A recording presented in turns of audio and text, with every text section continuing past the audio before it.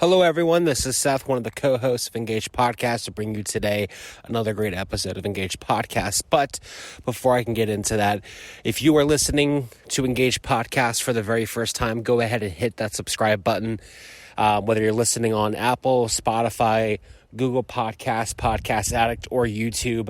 That way, if you hit subscribe, you'll get notified every time we come out with a new episode of Engage Podcast.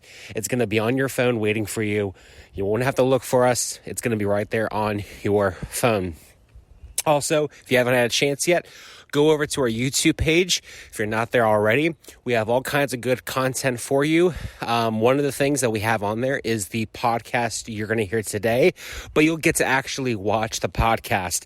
And it's this is one you definitely want to watch because it was such a fun environment that it's going to be really cool to be a part of it. So our guest today this is his second time on.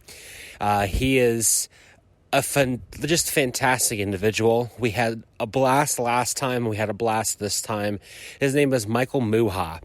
Now, this was another one of those episodes where we were like just getting into the thick of it, and we realized that our time was up. So we're definitely going to have him back again because I feel like we just, again, scratched the surface with him.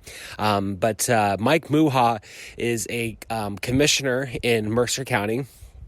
He goes into a little bit of what a commissioner is and what commissioners do, because someone like me, I'm finding out with all these judges and attorneys and commissioners and such, I really have no idea what local government it looks like and what it is made up of, because every state's different, every county's different. So I've learned a great deal about what a commissioner does and their importance through someone like Michael Muha.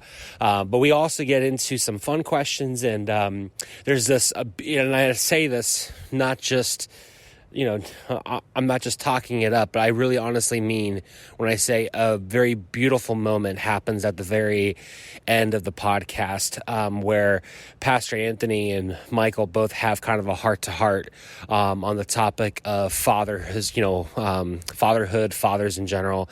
It's a great, great, great moment. But this whole entire podcast has just literally everything. If you like politics, this episode has it. If you like fun, just little, just lightheartedness, this episode has it. If you like sentimental, powerful, life-changing stuff, this episode has it. So give it up for our friend Michael Muha.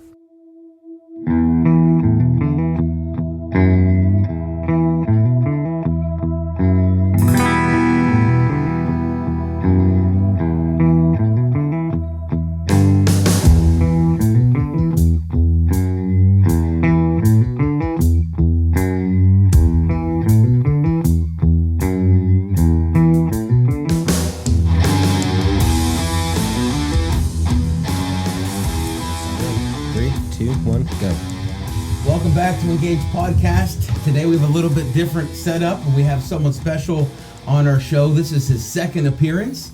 As always, I'm joined here by Seth. What's up? And also we have the great privilege of having on yet again the great and mighty Commissioner Michael Muha from Hermitage, Pennsylvania. Hey, how's it going, guys? It's going awesome. I've been waiting for this moment because I thought we had such a great time last time. We did. And your podcast is in the top 3 podcasts of people who have gotten back to us and were like, that podcast blew me away, really helped me. Really? Oh yeah. Really? Especially with one of the quotes that you said that a lot of people really attach themselves to was you said, people don't want to be heard as much as they want to be seen. Or it was something to that effect. People want to be seen and they want to be heard. Yep, that was it. And a lot of people were like, that I really resonated with that, and they loved hearing about your dad and your grandfather and all that. Oh, so that's really nice to hear. I really appreciate that. Yeah, that's fantastic. So, I'm going to jump in. Usually, Pastor's the one that jumps in. So you're running for commissioner again. Yeah, that's right. Okay. Mm-hmm. So quickly, for those like myself who are really government is not in my wheelhouse. Sure. So explain what a commissioner is. Sure. So in the city of Hermitage, so let me back up a minute. So at one time, I don't know the exact time frame. I think it was like around the time I was born, back in the early 80s. Hermitage was actually a township known as Hickory Township. Okay. And townships typically have either supervisors or sometimes they have commissioners. Okay. Well, Hickory Township later converted into a city. They voted on it and they decided to call it Hermitage. Okay. So as a result, they never really changed their the form of government. Okay. So in theory, we're essentially city council. Okay. So that's essentially what it is. So like in the city of Sharon or in Farrell, they have city council. In Hermitage, we have city commissioners, which are essentially the same thing. Okay. Exactly the same thing. So in theory, it's just a city council. We're the major legislative body in the city of Hermitage. So when there's ordinances that need to be passed or resolutions, or when we decide to do voting on things along the lines of land development plans, things along those lines, we vote for them. You know, and we approve them, and that's what causes things to be built in the city. So. And you've been doing this for how long? So I was elected in 2017. Okay. So I've been a city commissioner now for what would it be? You know, a little over 3 years now. Cool. So, very cool. So why do you? So obviously, I'm assuming because you want to run again. You had a good experience. Yeah, this absolutely. First round. Yeah. But is there any other reasons why you want to run again? Why you're giving this a second? Yeah. The number one reason is that you can never. You can never get everything you want to get done in a span of a year or 2 years. Yeah. This is a long-term process. Trying to improve the city of Hermitage is a long-term process. There's a lot of things that we have to do in the city of Hermitage to not only be a better place to live, work, and play for the people who either live here or the people who come here, but also there's just a lot of things that in my opinion, that need to get done in order to compete. And what I mean by compete, just generally speaking, compete is to me the number one issue for the city of Hermitage is an issue that every location in Western Pennsylvania has. It's the same issue, and that is brain drain. Say that again? Brain drain. In Western Pennsylvania, we have too many kids who are leaving. They graduate from high school, they leave, and then they don't move back. Or if they do move back, they move to the big city or the suburbs of Pittsburgh or whatnot. And what ends up happening is, well, really, it's kind of like a domino effect. You get a lower tax base because more and more people are leaving.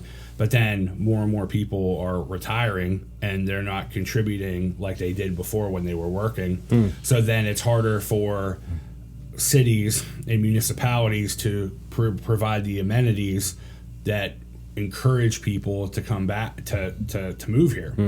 And Hermitage is not there yet, but it's possible within the next, I don't know, maybe 10 or 15 years. Case in point, our wage tax has been somewhat stagnant over the past few years, and the wage tax in the city of Hermitage, it generally is the major revenue driver for the city of Hermitage. So a lot of people have come to us, and I know that we're going to talk about the impact with COVID. We can talk about that right now. I'll just talk about it. With COVID, what we did was we put a hold on the budget for discretionary things. So in other words, every single department, if they needed to do something but it wasn't mandatory, they put it on hold. Whether that be like buying new computers or anything, like those kind of things. One of the things that we really tried to do was shore up money for purposes of, with all the lockdowns occurring back last year, whether, in other words, to protect our budget from wage tax dropping, local services tax, which is the tax that basically is like if someone lives somewhere else but they work in the city of Hermitage, they pay a small tax, much smaller than a wage tax because they don't live in Hermitage. Basically, those kind of things used to improve the city. Because in the end, the primary, one of the primary, I don't want to say problems. It's not a problem necessarily, but it is a concern. Is that the city of Hermitage has more roads than any other municipality in northwestern Pennsylvania except for the city of Erie and Mill Creek Township, which is right next door to the city of Erie.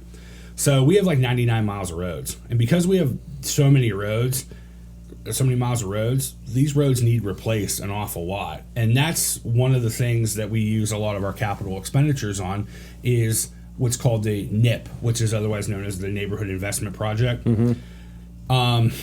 One of the neighborhoods that we've been focusing on with the NIP has been the Michael Lane, Carroll Lane, Armand Avenue area, which is across the 18 from Linden Point. Oh, okay. We had to put that on hold last year for a bunch of reasons, COVID being the main one. But what we're seeing is a lot of other neighbors having issues with their roads. And so it's one of those things where,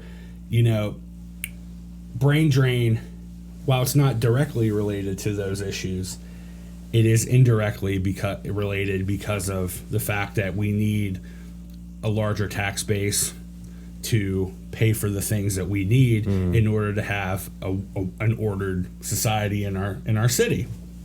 Case in point, if you have a bad road and you're driving down the road and you hit a pothole, and next thing you know, your shocks go out. Yeah. I mean, I feel bad for that person. Absolutely.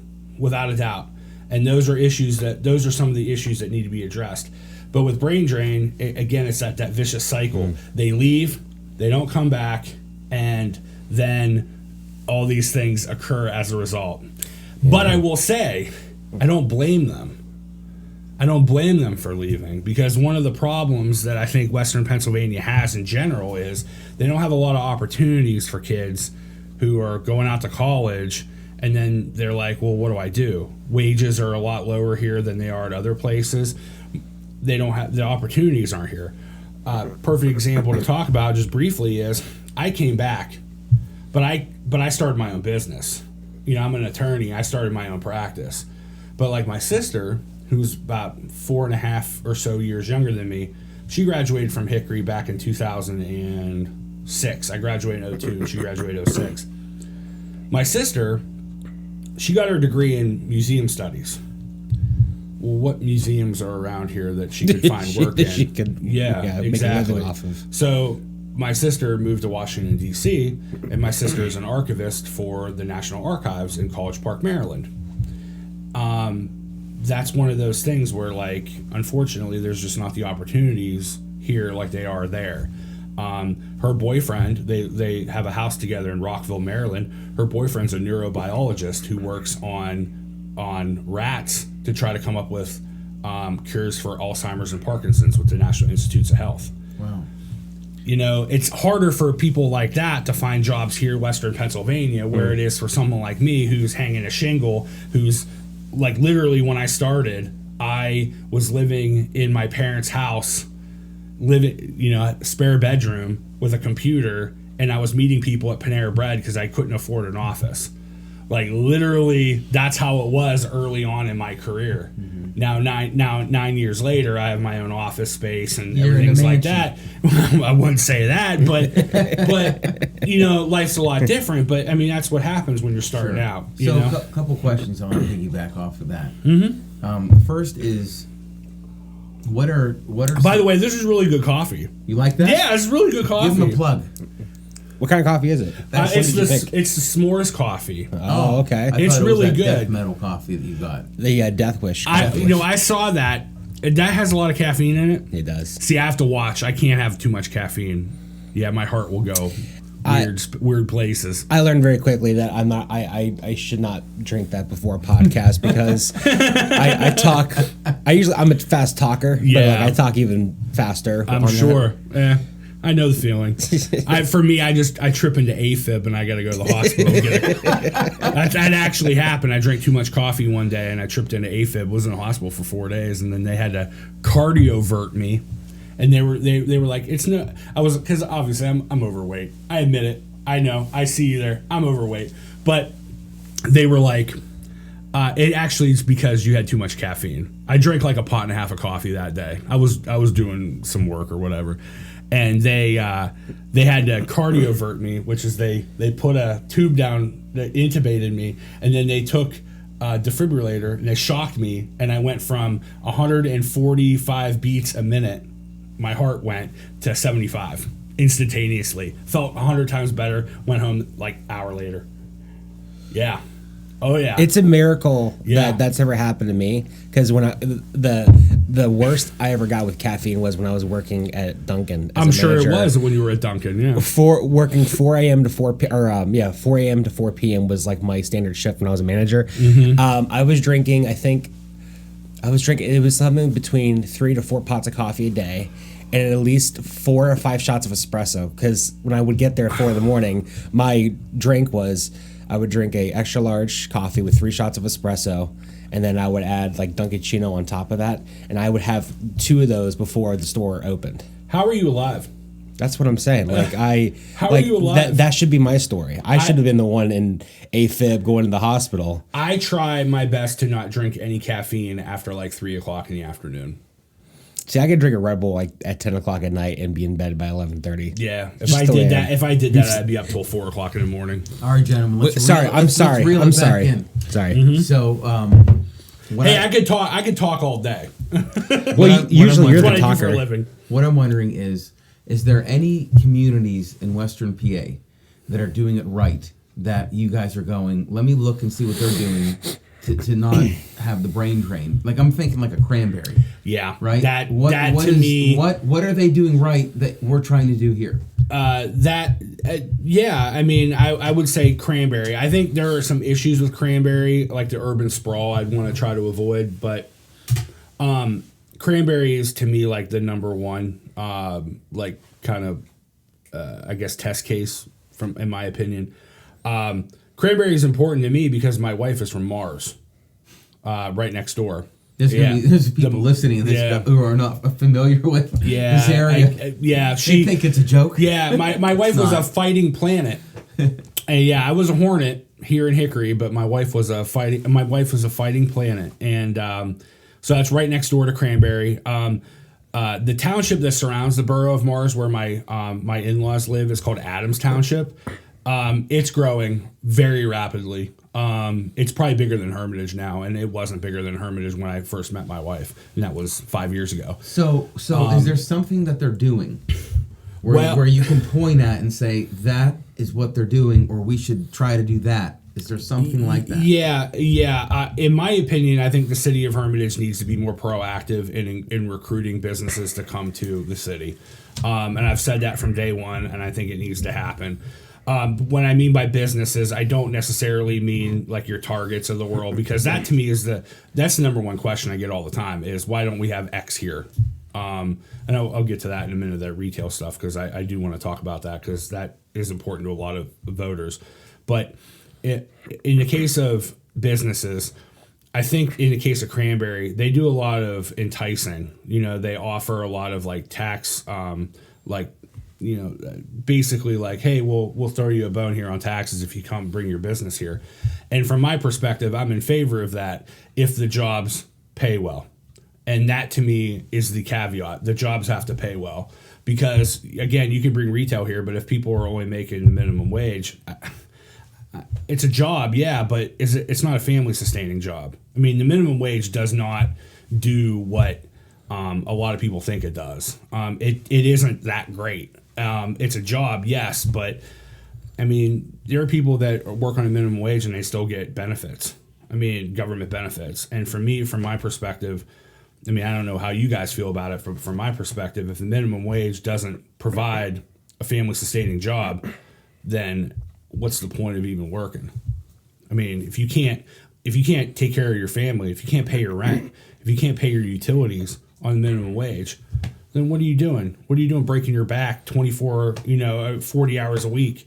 I mean, and that's my personal opinion on it. Is that. So like my thing is, and I don't want to get too far away from your original question, but Sure. like as far as the minimum wage thing goes, like I actually, and maybe it's because I worked at Dunkin', I have a different viewpoint on this. Sure. I don't necessarily think it's the minimum wage that has to be raised. I think it's more about realigning what the minimum wage is for. Because like at Dunkin', like typically a minimum wage is what we gave to a person who was like in high school. Sure. Okay. Yeah. If someone like, let's say if a person came to work for us, they're in their 20s, they have a child, they're trying to make a living. Very rarely did we ever, I'm trying to think, very rarely did we ever start them off at a minimum wage and kept them there for a long period of time. And I mean, I'm thinking of two people specifically who they were single moms. Yeah. They started off in minimum wage. Within a month, they had risen through just because we saw that they showed great potential. They had good leadership skills, whatever. So I know that there are businesses out there that may not see it that way. That was just my personal. And I appreciate that, because what you're doing is you're recognizing that people are going above and beyond and they should deserve to be paid more. I'm not denying that. And I don't want this to get into an argument of the minimum wage, but my point is that in the end, what we need is we need businesses. And one thing that Cranberry did was they recruited Westinghouse to come. Yeah. And their world headquarters is in Cranberry Township, and that basically opened the floodgates for all these other businesses to come in, which then gets to one of my I guess I don't want to say it's a pet project, because it's still, obviously there's still a lot of things that are up to play. But when I first announced that I was running, one of the things that I think that the city of Hermitage should do, and I've been hammering this out since I've been there, is we got a ethane cracker plant in Monaca that's being built right now for, like, I don't even know what the cost of it is, $2 billion or whatever. It's being built in Monaca right off of 376. If you drive like you're going to Robinson, you can see it right across the bridge. You can see it. It's huge. Every study that has come out from economic development corporations throughout Western Pennsylvania has pretty much said it could create up to 30 to 50,000 ancillary jobs, which are jobs that aren't directly related to it, but they use the products. And I'm not a petroleum engineer. I don't know all the details about it, but one thing I do know is that's opportunity. And Hermitage has something that a lot of other places in Western Pennsylvania they don't have, and that's geography. Hermitage is the last or the first exit on Interstate 80, whether you're going west or east. We're real close to 79, and we're the northern terminus of 376. We're about 40 minutes from Monaca. And what I'm saying is that we have an opportunity to take advantage of our geography and put to use the land that we have here and our location. And I think that's really important. And I think Cranberry took a great deal of advantage with that, because they have geography benefits too. They're the first exit on the turnpike, where toll roads are. The 79, you're pretty close to Pittsburgh. They're only like a 15-minute jaunt to Pittsburgh. And so all I'm saying is that we have an opportunity and we need to take advantage of it. And I think the first step was we just recently passed a new zoning ordinance, and it changed a lot of the designations for property all across the city. And part of that was Linden Point, which is located on 18 here. We changed it from a planned technical park to encourage light manufacturing, which is what would happen with the ethane cracker plant. We did the same thing across the street from where you guys are at. It's no longer a planned technical park. It's more of a mixed use now. And I think that encouraging that and opening that, it opens the doors for that. But I think the city of Hermitage does need to do more in that regard. And I know that if I was reelected, I will continue to do that. Absolutely. So you work on a team. Yeah. It's a group of commissioners. Absolutely. There's 5 of us. And so what happens when your vision doesn't match their vision? Well, as an attorney, and I did watch a little bit of your interview with Mike Joannow. Mike Joannow brought up an interesting point where he talked about, being like a problem solver and trying to find commonality. That I do the same thing with what I do, and I'm a trained mediator, and so I've mediated custody disputes, divorce, community mediation, and so basically it's trying to find commonality with my fellow commissioners to try to come up with solutions. in that regard. And we work very well together. I have to say it's a shame that Bill McConnell's not running for re-election. He's running for judge, and God bless him for doing it. But Bill and I get along really well on the board, and so whoever is there to replace him, they've got big shoes to fill because he's a great guy and he's a great commissioner for the city of Hermitage, and he does a lot of really great things. So he's one of the guys I work with closely. Bill Motor, Dwayne Picciarelli, Lou Squattrito, who I'm running with, they're great guys, and they do we do great things. And but I will also say, for as much as we've worked great together, if it isn't for it's not for the city staff. I mean, the city staff is fantastic. Bernie Harry, our city treasurer, Gary Hinkson, our city manager, Gary Gula, our assistant city manager, Jeremy Cox, Christina Thomas. They do fantastic work in the city building.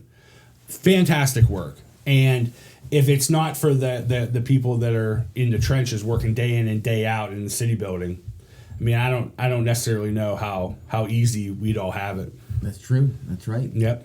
So I want to read you something. Sure. This is a book by, for those of you out there, this book is, the author is Patrick Lencioni. He wrote 5 Dysfunctions of a Team. And this book is called The Advantage: Why Organizational Health Trumps Everything Else in Business. And he talks a lot about teamwork on here. So he says, a leadership team is a small group of people who are collectively responsible for achieving a common objective for their organization. Which is basically the basic definition. Sure. But I work on teams, you work on teams, we all work on teams. I'm sure people out there, if you're accomplishing anything, you're working in a group. Groups can be easily splintered, easily divided. And so he brings up conflict here. And I just want to read to you what he says and Sure. just have a little chat about it. Yeah, absolutely. He's the main concept is conflict avoidance. He says when leadership team members avoid discomfort among themselves, they only transfer it in far greater quantities to larger groups of people throughout the organization they're supposed to be serving. In essence, they leave it to others below them to try to resolve issues that really must be addressed at the top. First of all, do you agree with that? I do. I think that conflict needs to be hit head on and should be resolved.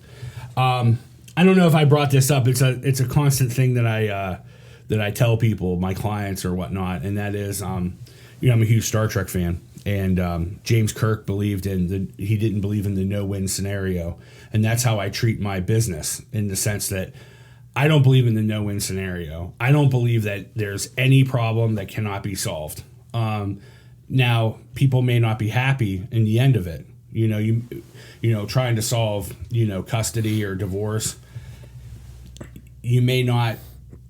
Both people may not be happy, but the problem could be resolved in the end. And I truly believe that. And I think that in your case, just taking it from, that perspective, I think that if you don't address conflict, it ends up permeating in other ways, and it ends up being problematic. And I certainly believe that you have to hit conflict head on and try to resolve your issues as much as you can without putting it off to the side or just saying, well, I don't even want to address it. Let's just focus on this. I think that's right on. I really do. I don't believe in conflict avoidance. I believe in hitting it head on. Well, Seth and I were having a conversation about conflict about a week ago, and Jesus in the Beatitudes in Matthew 5 says, "Blessed are the peacemakers." Yes. And when Sermon on the Mount. Yes, and a lot of people don't understand. They confuse peacemaking with peacekeeping.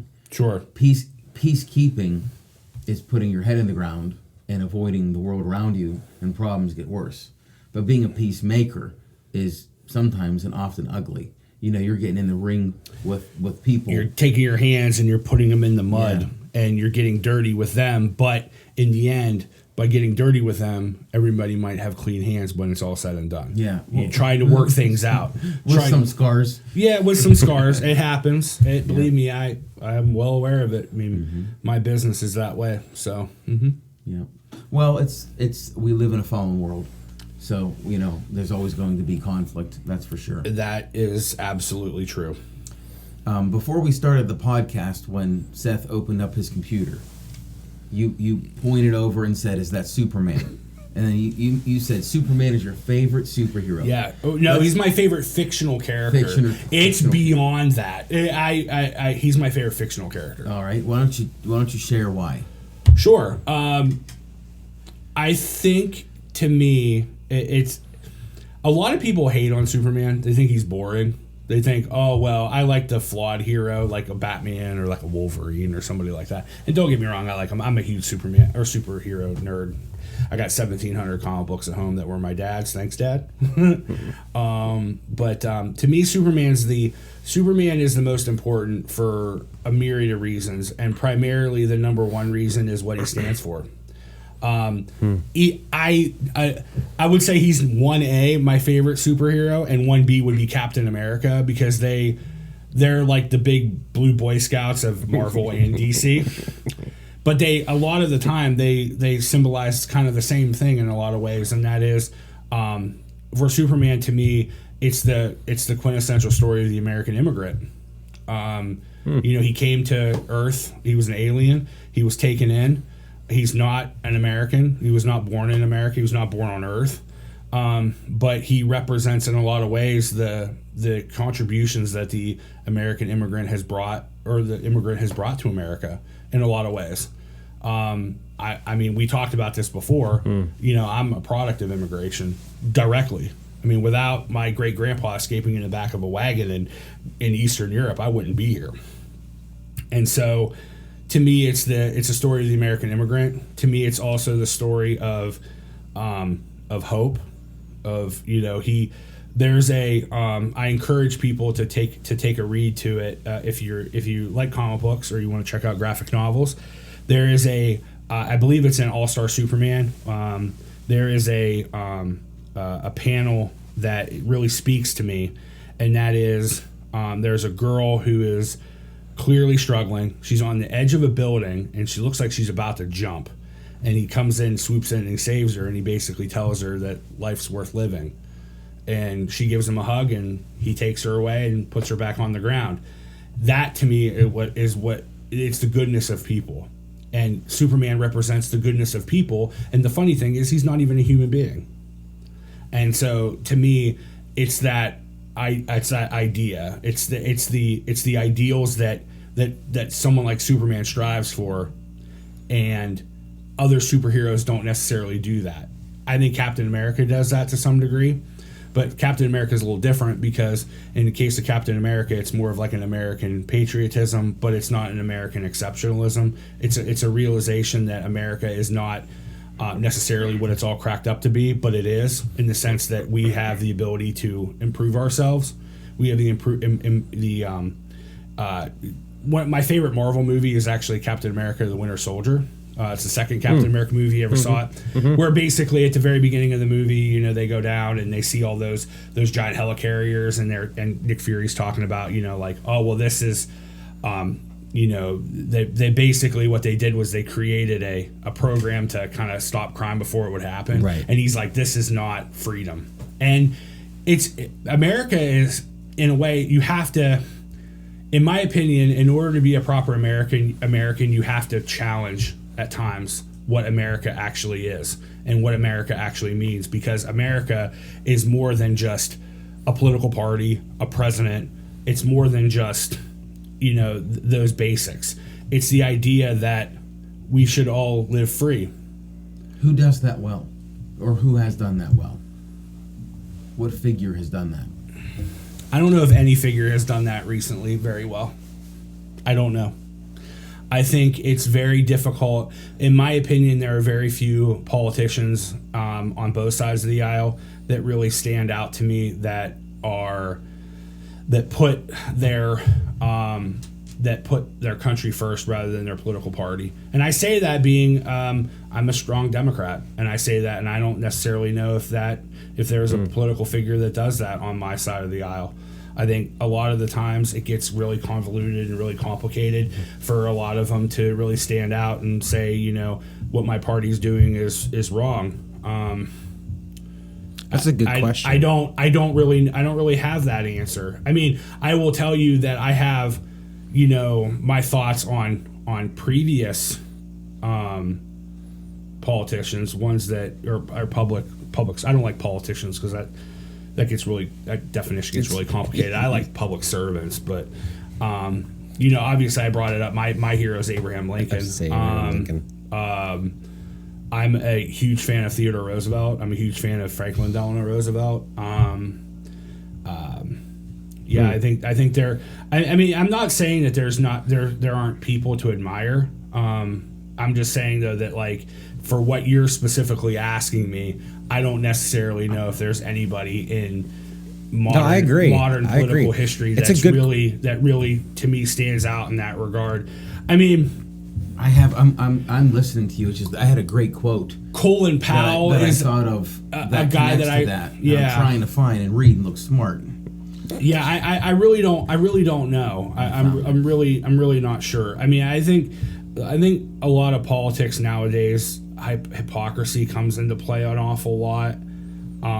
There's also, like, it seems to be there's like a sense of tribalism too, where it's our team versus your team.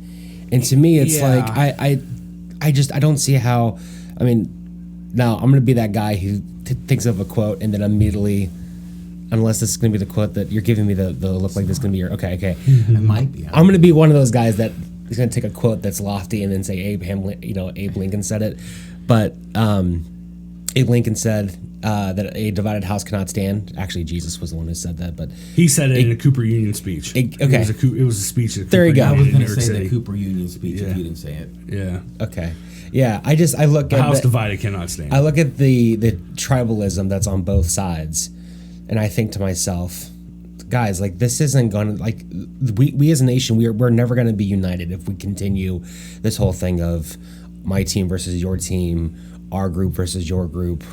I don't know. To me, that's what's stopping a great leader like an Abe Lincoln to come up again. Yeah, I agree with you, but in the end, talk is cheap. And I'm not saying your talk is cheap. I'm right. Not saying No. But in the end, everybody says that, but nobody does anything about it. Right. No. You know, absolutely. like I'll tell you guys, I'll tell the folks at home that are watching this.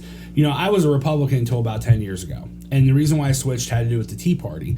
Because I went to a Tea Party rally in Cleveland just to see how it was, and I saw some of the most awful racist things I've ever seen in my life there. You can disagree with Barack Obama all you want, but when you start throwing around that a village in Kenya lost his idiot, I'm done. I can't do it. And that, to me, that tribalism is what gets me. My dad, before he died, he was a Republican.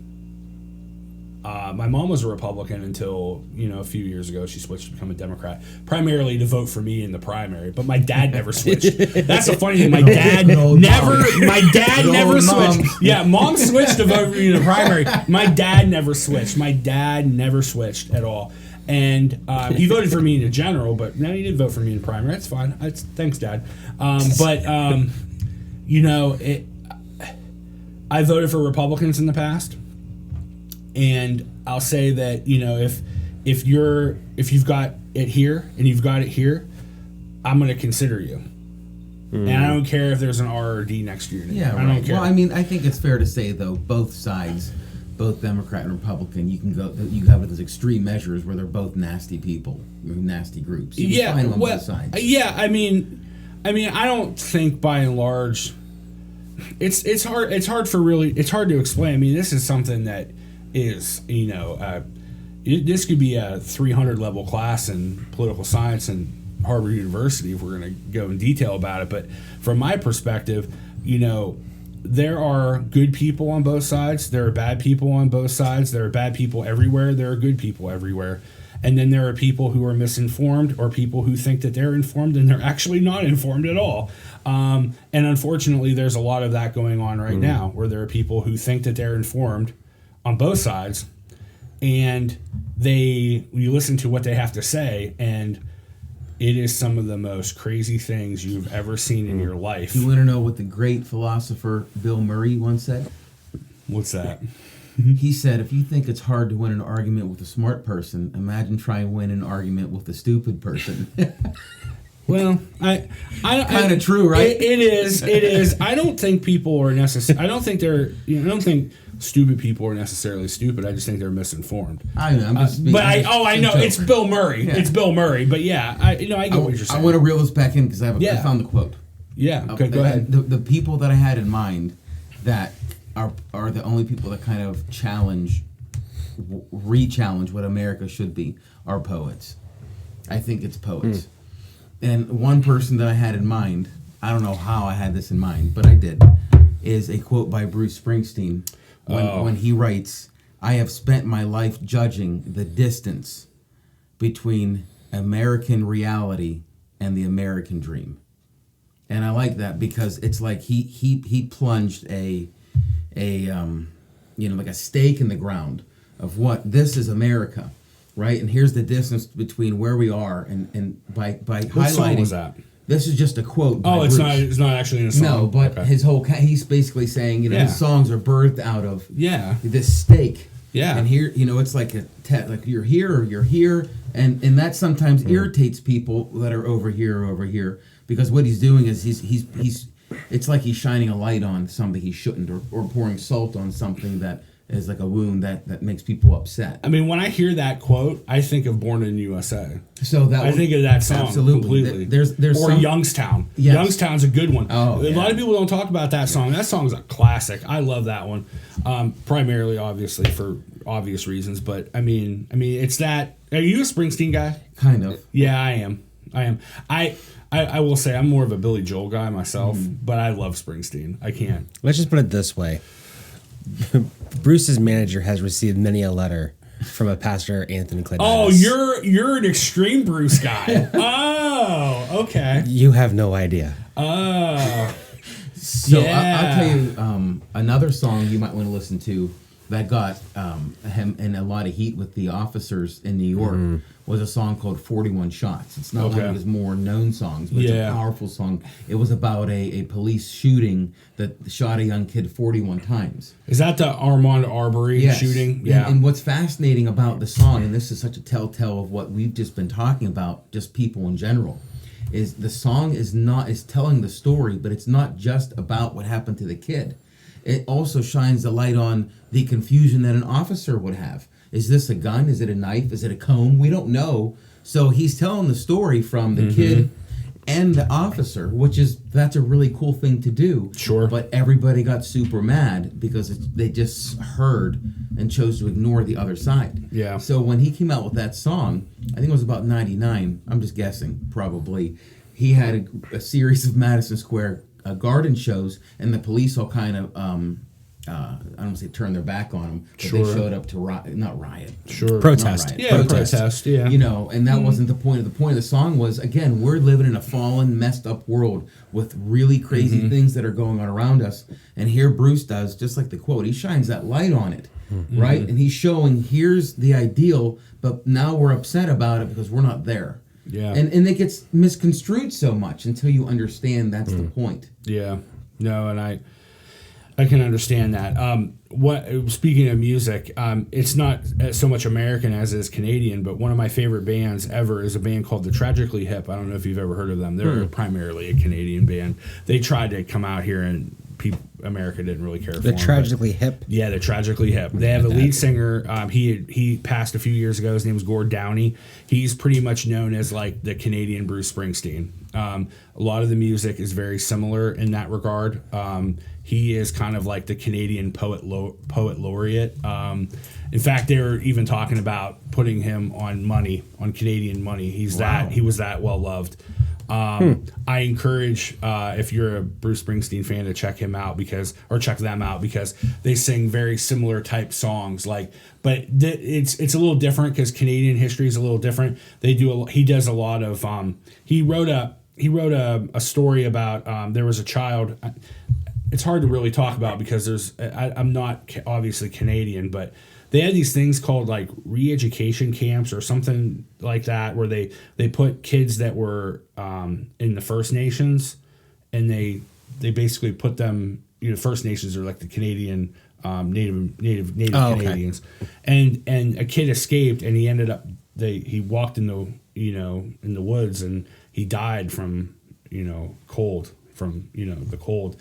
And it was his story about that, and it's on YouTube. You can watch it. I think it's called The Secret Path. But right before he died, they gave him awards, and actually the First Nations actually honored him and called him "He Who Walks Among the Stars," and he was like weeping, and he died soon after that. But that stuff, I mean, Bruce Springsteen's fantastic. I love Bruce Springsteen. I mean. Well, next time we have a little get together, we'll have some Bruce playing in the background. Absolutely, yeah. I have a couple fun questions. Yeah, let's shoot. Okay, fire away. I found these just before you got in. Okay. Just because I didn't want this to be redundant. Sure. And it's fun to see a humorous, light side to people. Sure. But I thought we can all do this. I'm all about it. All right. Go for it. All right. So if you had to be shipwrecked on a deserted island, but all of your human needs, such as food and water, were taken care of, what 2 items would you want to have with you? All my human needs were taken care of. What would I want to have? That's a tough question. I mean, let's assume it's your family. Yeah. Right? It's going to be clearly everyone's going to say. Yeah. Oh. I'm kidding. So it's like, oh wait, Taylor. Yeah. Oh yeah. I'm gonna think about it. Honestly, a lot of people are gonna hate me for this, but I actually would want the internet. But here's why. We talked about this before. I'm an information sponge. If I'm not learning something, I feel like I've not succeeded throughout the day. And I will just go, like, if I'm on my phone and I'm just looking up like I'm reading articles, I'm learning about things. Real quick, I need to have rotator cuff surgery, and I'm currently in the process of trying to figure that out. I actually watched videos on rotator cuff surgery because I wanted to know how they were going to do it. And I'm a really big believer in learning about things that maybe I don't necessarily know about. And to me, the internet does that. It affords me the ability to, because before I used to just read my grandpa's encyclopedias. My grandpa had a huge world book. Remember the world books back in the day? So I would just literally pick one up at like 10 years old and start reading about some random things that went on in the world. The internet opens the door to allow me to basically look up anything. What was I even? I was reading about something. I was reading yesterday about the highest point in, I think it was California, Mount Whitney. And I was just learning about it. I'd never been there. I've been to California, but I've never been to Mount Whitney.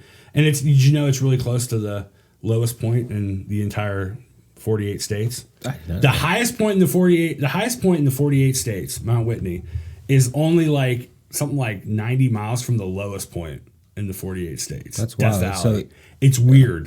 It's super weird. You wouldn't think that. But that's what I was reading about yesterday. It's just random things. So for me, it would be the internet because I'm an information sponge. I just want to learn about as much things as possible, random things as possible. I was learning about rotator cuff surgery just the other day. I mean, just literally watching them drill the holes into the bone, and I don't want to get all gory details, but I want to know. Like when my wife had her cancer scare a few years ago, they found a tumor on my wife's thymus gland. Ended up not being a tumor, but it was a tumor up until the point where they were literally cutting her open and pulled it out. It was that bad. We were really worried that they had some grim prognosis for us. But I was learning about what that is and all that stuff, and it's a gland that usually atrophies. It didn't atrophy for her. I know, that's awesome. And they thought there was a tumor there, and it ended up just being fatty tissue. Thank you, but needless to internet. No, I meant thank you God for that. I was thanking him an awful lot those days after it happened. But yeah, I like to learn. So Okay. Well, that's good. One is good. What would be one of yours? I have to say my family because if I say the No, other it's one, assumed. We know. It's assumed. It's assumed. Okay. Yeah, it's assumed. If it wasn't assumed, then I pick them. But I would have to say it would have to be my collection set of Metallica albums, and the only reason why is because the no matter what mood I'm in or what I'm going through, there's always a Metallica song that fits the mood. I didn't know you were a Metallica fan. A huge Metallica fan. I like Metallica a lot. And it's just one of those things that throughout my life, it's weird to say, and a lot of people, especially Christians, turn their heads whenever I say this, but God has spoken to me a lot through Metallica songs, and so I would just, because it's a huge staple in my life now, that I would, if I was on an island. What's your favorite Metallica song? Disposable Heroes. It's a good one. It's I've gone deep into Metallica, but I mean my favorite's probably the Unforgiven or Enter Sandman or Unforgiven's a great song. Unforgiven is probably my favorite one. But what would you take? I'm going with music too. I'm going Bruce. I was gonna. Yeah. All right. Well, so what's a second one though? Bible. Bible. Bible, Bruce. I mean, yours, you kind of cheated. You got the cover all. You're like, I can listen to Bruce, Metallica. I can listen to the Bible. I can do it all. Yeah. But that was first of all, that was a great answer, because I think ultimately we would say the internet, because then the second one would have to be a charger. Right? Internet charger. Yeah. I feel like if I'm not learning something, Sure. I'm very curious person about just Yeah, random that's cool. things, and to me that's the struggle. If I don't have that ability, what am I going to do? Am I just going to I got another one. Yeah. You ready? All right. So we finished this interview, Okay. and you walk outside to your car. Yeah. On your way to your office, you find a lottery ticket, and it ends up with winning $10 million. What do you do first and second? First thing I do is I buy my mom a house. It's the first thing I do. Or I'd ask my mom. Let me rephrase that. I'd ask my mom what she wanted in the world the most. Well, besides, I know what she would say, but I would do that for her. Yeah. Second, I would ask my wife what does she want. There you go. No offense to my wife, but you know, I don't want to go too deep into sadness things, but the last year of my life has been the worst year of my life by far, losing my dad, and it's been very difficult. I'll you don't mind, do you? No. Okay. On Saturday, I went to Morgantown, West Virginia. This is where my family is from, and I went to the Coliseum where the Mountaineers play basketball, and I picked up three. They did cardboard cutouts at the stadium. Like a lot of different teams are doing that because of COVID, and I got one of my dad, my grandpa, and me. And my grandma's still alive. She's 99. She turns 99 she turns 99 in September. About a week after I do. I turn 38. And it's been pretty bad, I have to say. Yeah, it's been pretty bad. I didn't talk about it too much the last time, just because it's one of those things that it didn't hit. It hit at first, and then the first couple months it was okay, and then I dove off a cliff. And I'm actually in therapy because of it. Well, a lot of other things. For those of you who don't know, I've dealt with depression and anxiety all my life, and I attempted suicide when I was a junior in high school, and it is something that this is the hardest thing I've ever had to deal with. Harder than any awful thing I went through as a kid. And it sucks because, for a lot of reasons, but something happened to your computer. I don't know what that was, but Oh, okay. yeah, I just it randomly popped up. Well, thank you for letting me know. Caught my eye there. But one of the reasons why it's been so difficult has been he was my best friend, and he was the he was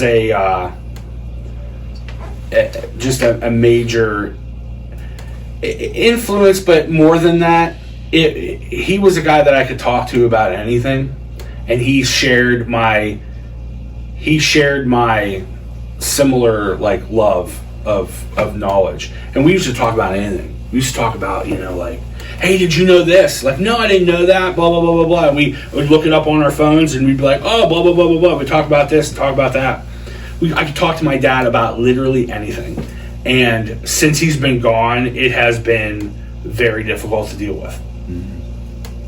Very difficult. I've heard someone, I just had a conversation with somebody about the loss of their dad. We were in their office, and I pointed out some objects that were really neat, and he said, my dad carved those. And I said, well, how long ago was that? He said, it was a few years. And I said, how have you returned? Have you recovered? And I don't think it's one of those things you do return and recover. You can carry on in life, but you're not the same. He said it took, this is what he said, ready? He said it took the sheen off of life. Oh, that's it. Wow. The sheen. Yeah. So if this is too hard to talk about, we can move on. It's fine. I like talking about it because I want people to. I had a friend of mine who had like a negative relationship with his dad, and I told him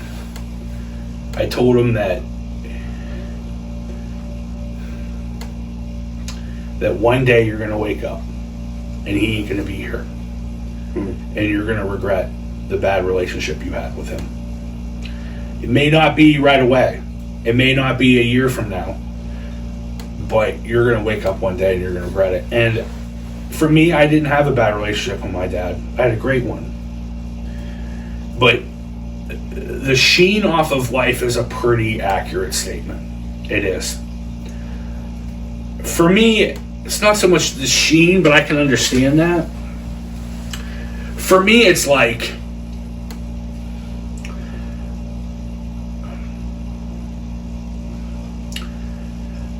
to me, there is no greater joy than proving to your dad what you can do.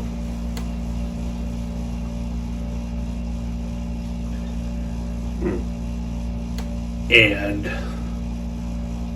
seeing his face when you do it. That's what I'll say about that. So, yesterday, Carmen and I were in Taekwondo together. Yeah. And I'm the giant in class. What belt are you? I'm white, yellow stripe. He's double yellow stripe because I just can't afford to get my second yellow stripe yet. Although Sure. I do know the movements for it. Sure. And at the end of class, the instructor calls Carmen forward, and he hands him his little certificate. And now he says, Carmen, hold it up. And he held it up. And you know what he did? There's like 12 people in class, and he looked right here at me. And then he said, everyone clapped for him. And it was like the greatest moment, to share that with him. And I knew what he just did in that moment is what you just said. I think that's why he's Superman in that story means so much to you. That he swoops down and saves people, that goodness. Because there's a lot of people that can look at the person and say, they're trash, they're scum, let them go, it's their choice, all that stuff. But it's not that person, it's his goodness that makes him swoop down and do that. Yeah. Thank you for sharing that. I know that wasn't easy. It's okay. Of course. And then that buys Seth time to answer his $10 million lottery ticket question too. Yeah, what's your answer? Yeah, I want to know what your answer is right away. Good. You better be good. You better really think long and hard about I mean, it. to follow that, I don't know that beautiful moment. I don't know if I can. The first thing I would do is I would take 10% of the $100 million. 10 million. 10 million. Always wanting to up the. He Please can't don't be say happy with $10 million. Please don't He wants say to go you're 100 million. Wait. That's okay. You're gonna pay your taxes. You're gonna pay your taxes first. When it gets to me, it's gonna be 100 million. 100 million. I would, and this not to sound lofty, this is just what I would do, is I would take 10% of that, and I would give it back to God. So, John, if you're listening, I would give it to the church. I would give it to the church, give it back to God, so that the church could bless other people with it, and to give thanks to God for giving me this wonderful gift of $10 million. The second thing I would do is, now that I have 90%, is I would take my wife to, like, you know, a place like Ireland or something, and just live carefree, and then I would just, I don't know, probably retire in, like, I don't know, someplace like Italy or something like that, or just travel around the world. My wife rolls her eyes every single time, because this would be pure hell for her.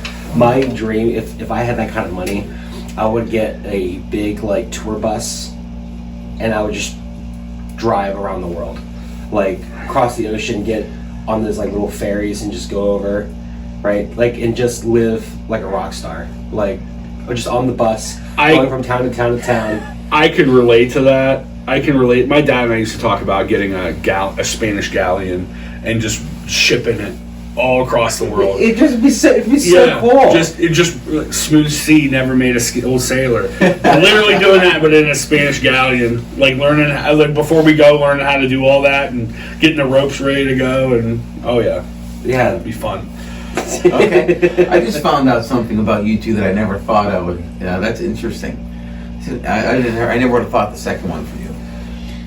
So mine would be, first, it would be drawing a circle around my family and paying off any and all debts and loans that they have, so that they have freedom. Yeah. So whatever that looks like, college, house, whatever. The second thing would be, I would take that same group of people and then maybe widen it a little bit and have an all-inclusive, incredible vacation, like like on one of those huge ships. Yeah. And a cruise ship. Yeah. Yeah. They're a lot of fun. I don't know about COVID, but I've been on a cruise, and they're actually a lot of fun. COVID's not fun, but cruise ships are. Yeah, COVID's not fun, but cruise ships are. And that will be my way of just saying, let's take a couple weeks. You don't have to worry about a thing. Yeah. Put your fears behind you. Let's just go out, unplug, and enjoy life. Yep. Those would probably be my first, couple things that I would do. Mm-hmm. So. Fire away. You got more? Well, I would have more, but we're an hour into this, and I'm a little fearful of the time. You got it. So that just means that we're gonna have you on for round 3. That's fine with me. Yeah, 100%. Yeah. Round 3. Well, listen, I want to thank you all for tuning in and listening today. I hope you were as touched as we were by this conversation. We hit on so many different things: government, politics, Bruce Springsteen. We had some fun questions. We talked about the importance of fathers and their children. So if you like this kind of content and you want more, always just hit that subscribe button, like us, hit that little bell, and we look forward to you inviting us into your life, and we look forward to that connection. So leave a comment if you were blessed, and we'll see you next week here at Engaged Studios. Peace.